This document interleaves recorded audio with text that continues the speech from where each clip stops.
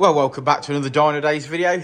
Cosmic Grey EP3, seen this one before, but this time he swapped out his Tegiwa leaf eater for the Dynodaze induction kit and a Tegiwa 70mm throttle body. So, our mandate is to try and get some more power when we tune it. Let's do this.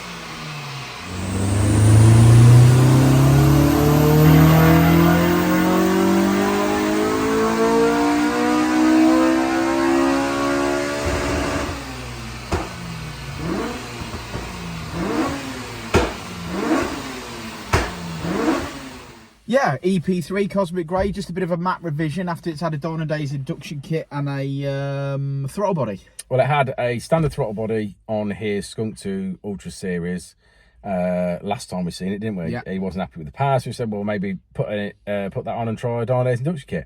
Made a little bit of power, I think, to be fair. I think we're up by 5 or 6 brake. Yeah, I think we're up by 5 or 6 brake horsepower, which I think is fair for the mods that you've done. Every car on its own merit. This car has had an engine swap, so obviously you don't know anything about the engine that's gone in there, do you? Like necessarily what condition, how many miles it's done, or whatever. Yeah. Or certainly we didn't get any of that information anyway. So yeah, it's up on power. We've definitely made some power, so I'm happy with that. I think our mandate is done for today. Let's look at that graph. Let's have a look at that graph. Well, say it with me, guys. Red line is as she came in, blue line is as she leaves, and we're finishing today on 232. 195 at the wheels, and there we go, another one in the bag. Yeah, happy with that. Cosmic Grey, one of my favorite colour DP3s, so we'll have code word as Cosmic, and we'll see you all on the next one. Before, and I'll say it again. Life moves pretty fast.